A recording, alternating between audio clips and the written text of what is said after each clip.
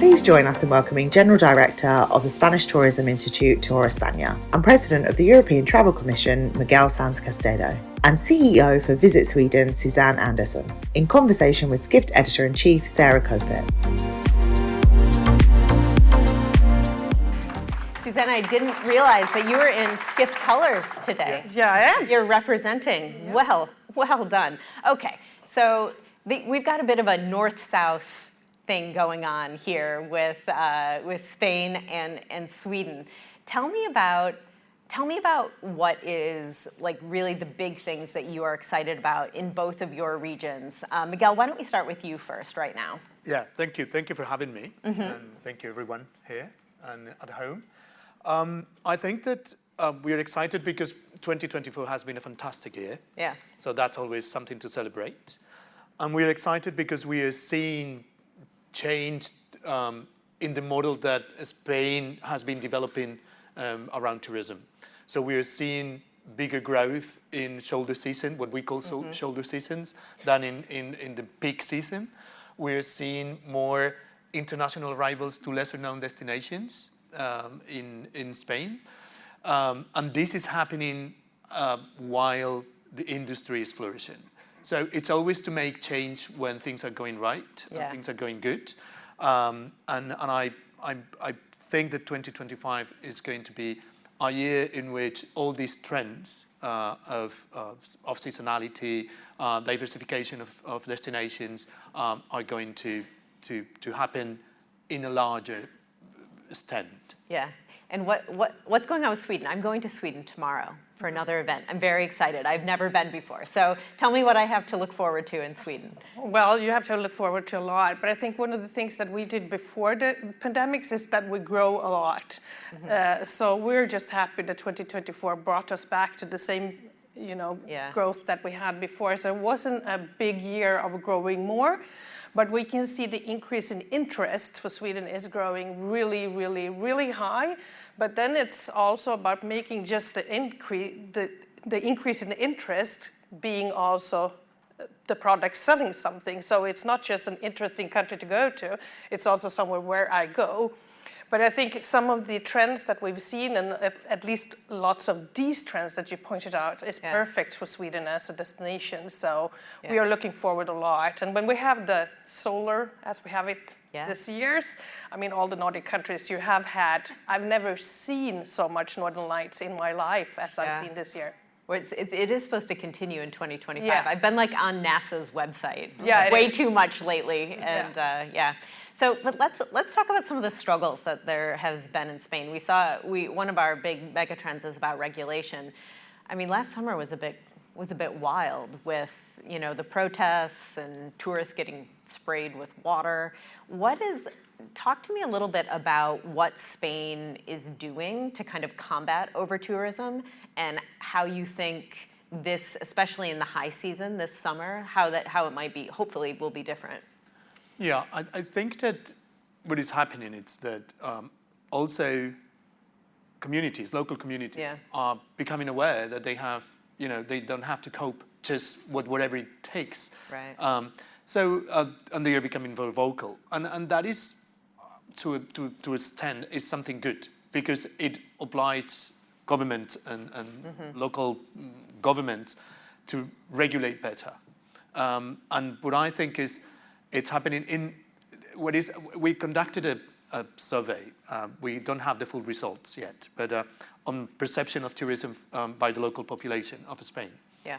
And you can see that the majority of Spaniards are very much in favor or think that tourism is a good thing for the country and for themselves.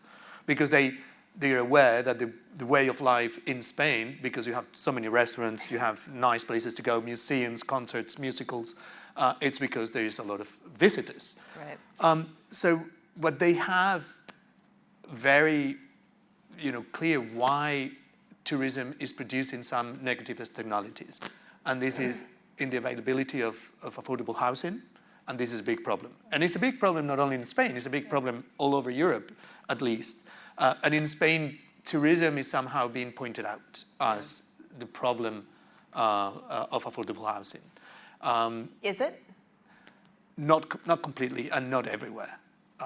it might be part of the problem at some moments in some places, especially in urban areas or in big cities, but not everywhere else. What about the short-term rental ban in Barcelona?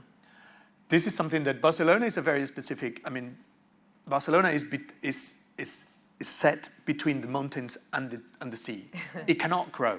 Yeah. Madrid can grow as much as it wants, or New York, or many other cities. Barcelona cannot grow because it's the sea and big mountains behind it. So if you are not aware that you have a limited space for housing and visitor lodging, you have a problem. And they have decided, and I think, well, it has to be developed yet, but they have decided that they prefer to have people coming to the city staying at hotels because it's more organized than staying at Airbnbs or short-term rentals in general. This is a way to regulate it. There are other examples in other cities in Spain that they are regulating it differently. But I think that this is an example that suits Barcelona, and that is not a simple answer for short-term rental problems in all places. Do you think that the regulations that are being instituted will help the problems? Like, is it the solution to over-tourism? Well, we have to define what is over-tourism, because over-tourism happens if the local community thinks that they're overcrowded. Yes. I can tell you there is a place in Spain called Benidorm. It's a hot spot. It's known by everyone. The intensity of tourism in Benidorm is 10 more times than in Barcelona. Yeah. You have many more visitors per inhabitant in Benidorm than in Barcelona. But the perception is that Barcelona is overcrowded and Benidorm is not overcrowded. Should I go? No? Okay. It depends. For the reception, all of us, we can talk. Okay. So it depends on the perception of the local community and how do they see themselves. Yeah. And I think people in Barcelona think that they have already too much international visitors at certain times over the year. Yeah. And it is, and I think it's. I remember when the car industry was starting to develop in a massive way, and they had to. They didn't care so much at the beginning. I'm speaking 40 years ago about sustainability and green regulations. Yeah. And suddenly our rivers were polluted and our lakes were polluted, and we had to make regulations, not for the benefit of the local communities only, it was for the benefit of everyone, including the car industry. So I think with tourism, it's happening something similar. We are seeing that mass tourism has certain negative externalities, and that we have to regulate in order to minimize the negative externalities of tourism in certain communities. So how are you going to keep over-tourism from being kind of a scourge with so much interest in the Nordics and in Sweden? Are you preparing for it? Oh, definitely. And I think that's what's one of the things that you have to do. You have to look at the countries that has the problem right now. I mean, in Sweden, we have 2.4% of the GDP is from tourism. So it's way below the rest of the Europe, which is, I think, in average about 10%. And it's almost 4 out of 10 hotel beds that are empty during a year. And it's quite a bigger country. And it's not, that crowded. But of course, you have to look into it, and you have to grow sustainable. So you don't grow too fast now when you're looking at the Northern Lights, and you have both the Swedish Lapland and the Finnish Lapland. And I mean, growing really fast up there won't be good. So of course, you have to look into it and grow in a sustainable way, but also looking into the regulation. I think one of the problems that we talked of before is that we want people to stay longer. And if you put taxes on it, usually tends to make people stay shorter. So looking into the sustainability point of view, we're also trying to discuss with our politics that, taxing is maybe not the way of going. It's maybe something else that we need to look at the whole system together, because it's quite easy to just put a tax here. But looking at it, we want people to stay longer, and do less emission on the flight or the trains or the car with they're going there, and also looking into how they're getting to us. But one of the hugest problems for all the Nordic countries, maybe not Denmark, is that quite big countries, and it's quite hard to get around. So it's a lot about the airplanes flying to all the places. Yeah. I know Greenland is not Sweden, no. But yeah. Well, it's the Nordics. I was going to say there are way too many things to say. I'm not going to say any of them. But you know, are you worried about little Nook? Am I saying it right? Like with the flights from the tri-state area 4 hours away, it just seems like it's going to be overrun. No, not really. No? No, not really. Okay. Well, of course, yes, maybe. I think it's quite hard to say, but I think one of the big problems that you see if you know something about Sweden is that we're having a problem with infrastructure. I mean, within the country. So it is, you know, we're looking into the problems that we have, and then of course, you have to look around. You have the war. I mean, really close by, we talked about that too. I mean, who thought that we would have a war in Europe just a couple of years ago? Now we've been living with it a couple of years. It's very, very bad. Yeah. What I think, if you allow me, what I think is, I have this little story. We were going to portray a very little village in inland Spain. And they told us, oh, we're very happy, but wait, don't do it just yet, because we have to prepare. And they said, if people are going to come, we need a big parking lot so we don't have cars running around the little village. So I think that local governments, local communities are now more aware that tourism is not something that just happens, it's something that you have to prepare for, and that you have to not only regulate, but to build infrastructure, to prepare your community, to think what do you want, or who do you want to receive, or what do you want them to do. It's not something that, okay, there's people coming, hi, how are you? And that's it. And I think this is very good. And this conversation is happening in small villages across Europe, I think, particularly in Spain and I guess Italy, Greece, or France. So this is actually a great segue into my next question. It's about the eclipse that is coming in 2026. So this is my favorite bit. We have some data viz here. This is my favorite bit of data visualization from 2024. This is a time lapse of the days leading up to the total solar eclipse for short-term rentals. You can see the totality, where the totality was, right there in that orange line. And so for short-term rentals and hotels, I think Airbnb said search in the totality was up like, I don't know, it was like 2,000%. The occupancy was 100% along the totality. I mean, some hilarious like social media posts from local like police and being like, you know, when people pull over on the side of the road and they walk through your like cow pasture, please be nice to them. They don't know, you know, they might be in danger from the bulls. Like, please let them, you know, all of that kind of stuff.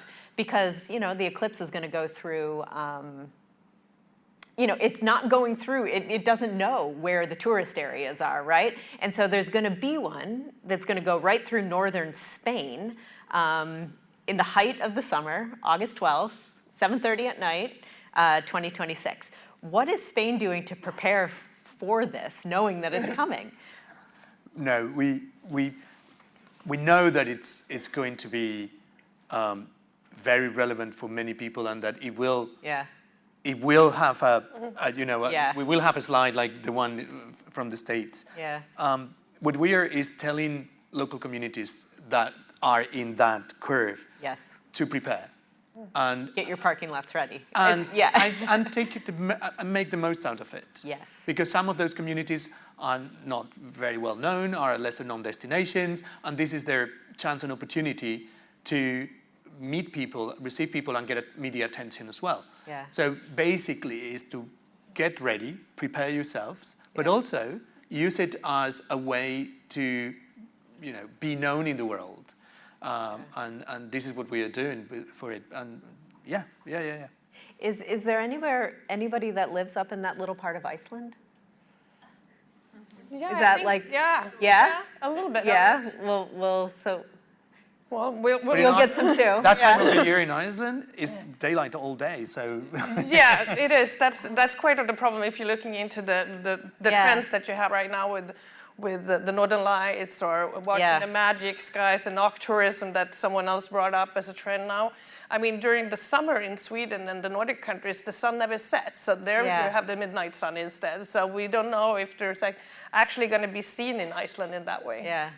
Do you find that there's any problems with this kind of idea of up in the Nordics being like last chance destinations? And this has to do with like climate change, glaciers, and I don't know. Some people think it's terrible that in some people, there's a controversy about it. Yeah, it's definitely a controversy, and I think when the trend came out with this, that was the first thing. I mean, they called us right away. It's like, how can you profit on the climate change? And it wasn't the climate change that we were looking into. In the collocation trend, there's a lot more under there, which is actually perfect with Sweden. It's like there's calm, there's no people.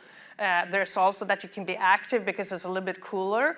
And there's all kinds of different things. And that's the reason why we did it so fast on the collocation and why we went up on the highest ranking in the collocation. So I think it's quite hard when you just say it's about the climate. And it's quite interesting if you're looking into the target group researches that we've done for 20 years for Sweden. On the top one, why you don't go to Sweden, it's still that it's too cold. So, I mean, and we go to Spain, all of us in Sweden. So I think you have to kind of look at it. But of course, we do know that we have a climate change. We do know that the rest of the world and all of us have to work together to actually change that in a better way so we don't get that. But we are not trying to, and I mean, we don't do any campaigns on collocation. We do campaigns on our communication concept.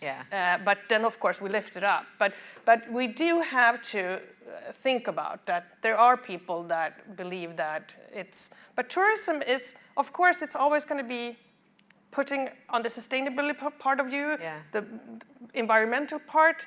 Tourism is, I mean, the best tourist is the one who stays home.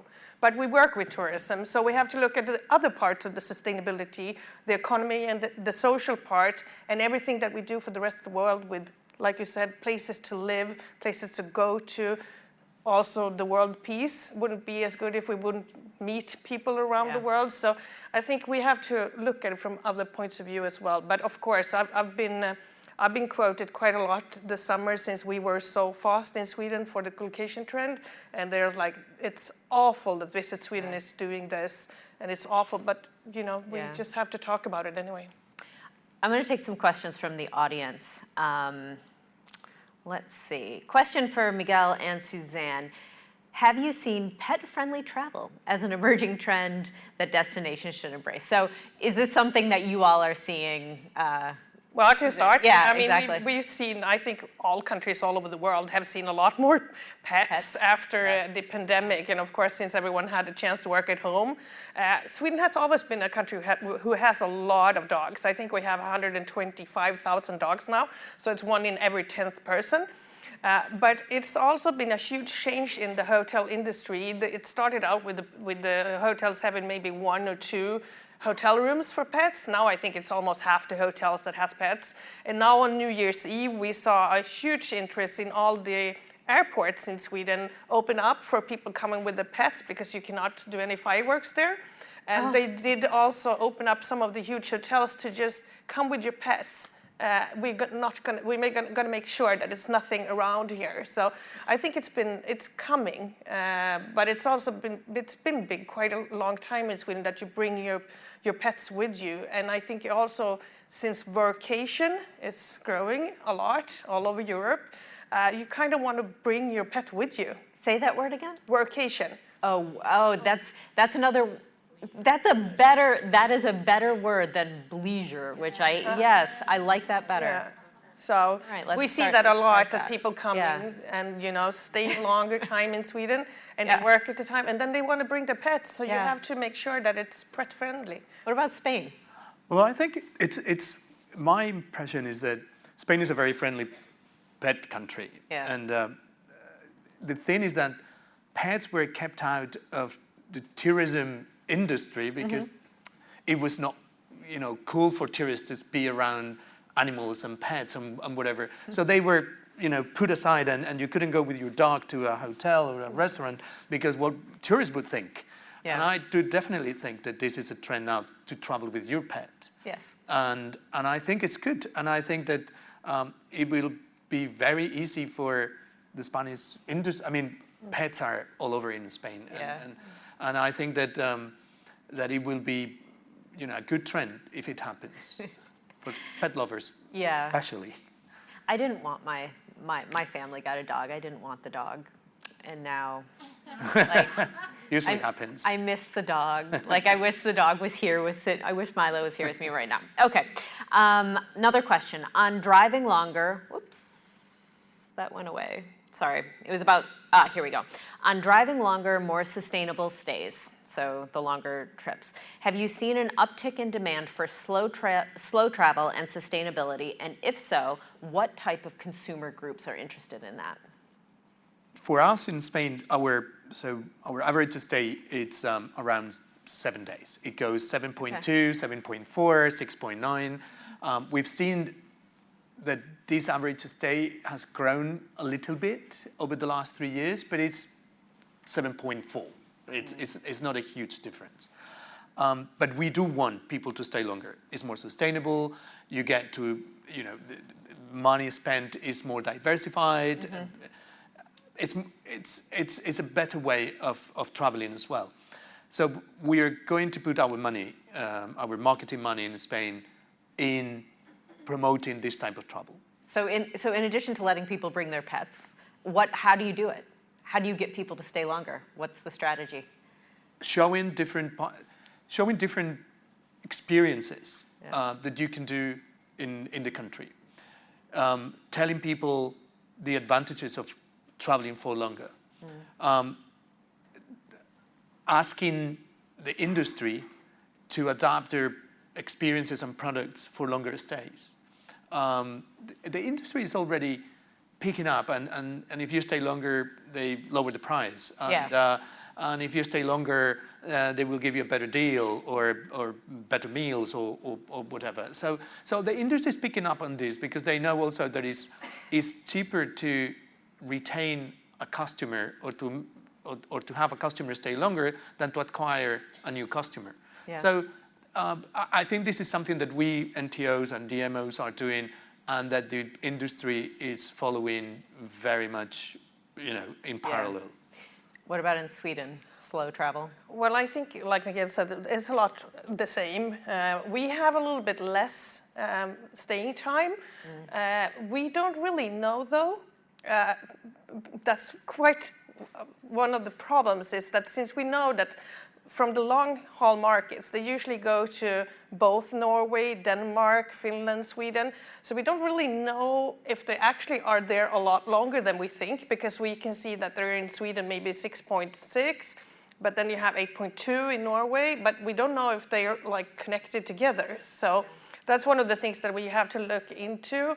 But working with it, it's quite the same that you do, showing off, making sure that one of the things that we are doing now, also from the point of view from Visit Sweden, and looking into one of the megatrends that you have pointed out, is with everything with AI coming, we are trying to build a national API for the whole of the hospitality industry to make it easier for them to pack it. So if you're going to one city and you want to send them to the next one, it's going to be really easy to pack it together. So it's easy to, what you have there, the products that you have. And we've been working with that quite a while now. So I think we're probably going to launch it pretty soon. So that's also something that we're trying to do to help the industry, to make it easier for them to also show off the sustainability part and what you could do and how you can stay longer. And one more night there, quite fast they stay 3 more nights. That's really interesting, the API. It is. When it comes out, be sure to let us know. Okay. We're doing a similar thing. We're doing an AI bot that will try to help you how to travel to Spain, but how to travel more sustainably. Yeah. And the recommendations that it will give you the straightforward recommendation on going to Seville, for example. But if you want to go for the Easter processions, for example, and you ask particularly about Seville, and it will give you all the information. But it will also tell you that there are fantastic and much less crowded processions in villages around Seville. Yeah. Or that you can go to Seville, but also you can go somewhere else and discover a new place where you can be by yourself. Or things like, it will not just give you flat information, it will give you enriched information that allows you to travel more sustainably and discover new things. Another question from the audience. On over-tourism, what impact will, is it DAC 7? Have on short-term rentals and limitations to tourism? Where is DNC 7? I don't know. Anyone tell us what it is? We can probably answer it. Yeah. No idea. Oh, go ahead. The regulation that accommodations have to, or otherwise platforms have to report the revenues they brokered to accommodations to the financial authorities. For the living, like the Airbnb and all the. Yeah, but also hotels and stuff. So every platform like Booking.com, Airbnb, they have to report to the financial authorities now what kind of revenues they brokered to the accommodations. Okay. How will that impact the viability of a business model of renting out an Airbnb? I haven't really had the question before, and I haven't really have ETC looked into it. No, the thing, and what, at least in my country, they are in Spain, we are looking at is that short-term rental has been is not being considered as a tourist accommodation. So, for example, in Spain, up until recently, short-term rental didn't pay VAT or other type of taxation that might happen in the country. Also, it was said to be an easy way to escape, financial or authorities. I think this has been, at least in Spain, has been, on for some time, and I don't think on that particular issue is going to be any change. There will be change because if short-term rental is taxed as much as hotels are, the business model might, not be as competitive. Yeah. But It will be a huge change in Sweden, though, since we don't tax or don't do anything we don't even know on the Airbnb where they are and how many or anything. So. But this is the new regulation of the European Union. Yeah. So when it comes, it will be a huge change and I think it's only Denmark today that tax on it right now because the tax pointed to it. So I think the Swedes will come pretty soon. So then, of course, it will be a change. I wasn't sure it was that. So. It's a EU regulation, which I think is in place since this year. So also on Booking.com, you can't rent out anything anymore if you do not provide Booking.com with information with your tax registrations, and they have to report it to the financial authorities. And therefore, the financial authorities can specifically know who is not paying their taxes. Interesting. So Very interesting. for another topic for the reception, I do want to ask you about the new Trump administration coming in. Do you see any big changes in either inbound or outbound tourism to the Nordics or Spain because of the new administration that's coming to power in Washington? We didn't see any change last time. Yep. We don't think so. You never know. Trump 2.0 is not Trump 1.0, so you will never know. It's going to be very important how the US and the European, from every point of view from the European countries, how we work together. But right now we don't see it, but you never know. I do not know. It depends on what legislation, what happens. Yeah. But we did see a bit of a profit from Latin Americans being maybe a little bit more fearful about going to the States. Oh, so they would come to Spain instead? And they will go to Europe instead. Yeah. I wouldn't say that's a big trend. We don't know. I think it's too early to say. All right, last question for you both. We're running out of time, but what do you think, what keeps you up at night? What is your biggest like quandary that's in your space right now? The hardest problem to solve? I'm not sure I should say it, but it's the funding for what we're doing. I mean, we're good. You said it. I mean, it's not a secrecy, but we have about 1/3 what Denmark has, and we're quite a big country, so we're underfunded. So trying to get these huge interests, which has been really well the last 4 years. It's been growing. The other part that keeps me awake is actually making sure that the interests turn into the hospitality industry actually getting the affairs. Otherwise, it doesn't really matter how much we will make it, fantastic Sweden showing off there if they don't book the products. I mean, we're only here to make sure that we get bookings for the products. That's our only mission.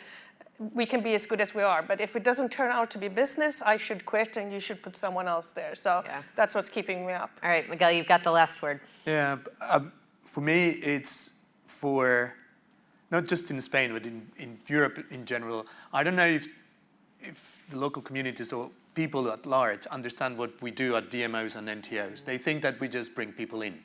And in some countries and in some places, that is not cool anymore. We just bring more people. And for me, is that we don't do that. We kind of like curate international demand. And we do it for the benefit of, local communities. But people still see us as you just bring people here. All right. Well, Miguel, Susanne, thank you so much for coming. Thank you. This was a great conversation.